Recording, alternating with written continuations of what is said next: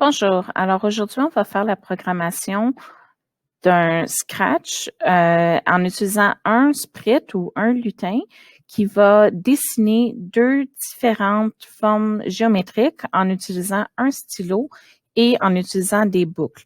Alors la première chose qu'on va faire, c'est on va aller dans nos événements et on va choisir quand le drapeau vert est cliqué. Ensuite, on va s'assurer, parce qu'on va utiliser le stylo, que tout ce qui a été fait avant a été effacé. Alors, on va écrire effacer tout. Alors, on n'a aucune trace de notre dernier essai. Ensuite, on va aller dans nos mouvements, chercher la position de départ de notre sprite. Alors, moi, je veux que mon lutin ou mon sprite commence à 0, 0 sur le plan cartésien. Alors, c'est ce que j'ai écrit. Ensuite, on va aller chercher notre stylo et cette fois, ce qu'on veut, c'est que le stylo soit en position d'écriture parce qu'on veut dessiner une forme géométrique. Alors, pour faire ça, aujourd'hui, j'ai décidé en premier qu'on allait dessiner un pentagone.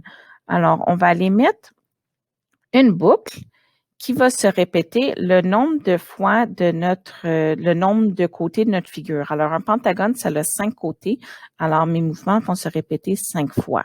Alors, en premier, je dois avoir un mouvement, un déplacement, et je vais le faire de 100 pas pour qu'on puisse vraiment voir un beau gros pentagone. Et j'ai regardé c'était quoi les, euh, les angles intérieurs d'un pentagone et un pentagone régulier, évidemment. Et puis, l'intérieur, ce sont des angles de 108 degrés. Alors, parce que quand je tourne, j'utilise pas nécessairement la mesure des angles à l'intérieur, j'utilise des angles à l'extérieur. Alors, je vais demander au sprite de faire un déplacement de 72 degrés, ce qui va me permettre de faire, dans le fond, l'intérieur des angles va être de 108 degrés. Alors, on doit toujours y aller avec l'inverse. Et puis, pour savoir la mesure de ces angles-là, c'est facile à chercher en faisant une petite recherche Google.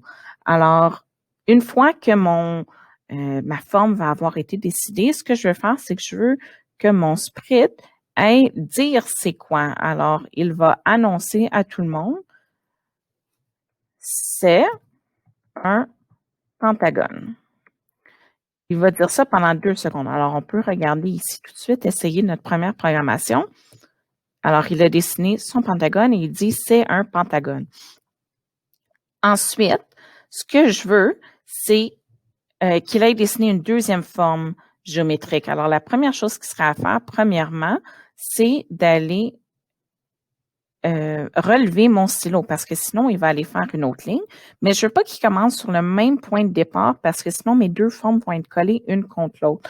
Alors, je veux aller changer la position pour ma deuxième forme. Alors, je veux pas nécessairement qu'il se déplace de gauche à droite, seulement de haut en bas. Et puisque ma première forme a été formée dans le bas du plan cartésien, je veux aller monter mon sprite. Alors, je vais le monter de 100 unités. Alors, il va commencer un petit peu plus haut. Une fois qu'il fait ça, là, je veux redessiner une nouvelle forme. Alors, mon stylo va retourner en position d'écriture.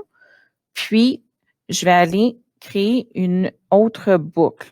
Alors, dépendamment de ce qu'on veut avoir comme forme géométrique, c'est ici qu'on va décider le nombre de répétitions. Alors, si je voulais avoir un carré ou un rectangle, je pourrais faire répéter 4 fois, par exemple, parce qu'il y a 4 côtés.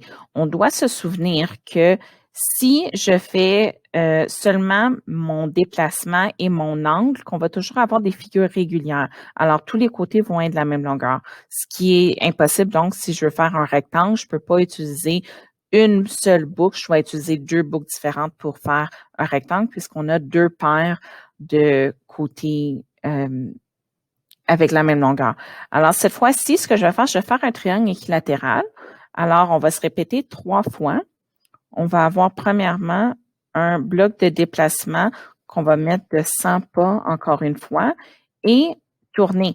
Alors, on peut remarquer que la première fois, je vais tourner vers le bas ou tourner vers la droite. Et cette fois-ci, parce que je veux que ma figure géométrique soit vers le haut, je vais choisir tourner dans la direction opposée.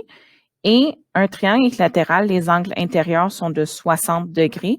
Donc, ce que je vais faire, c'est sélectionner ici 120 parce que 180 moins 60, ça me donne 120.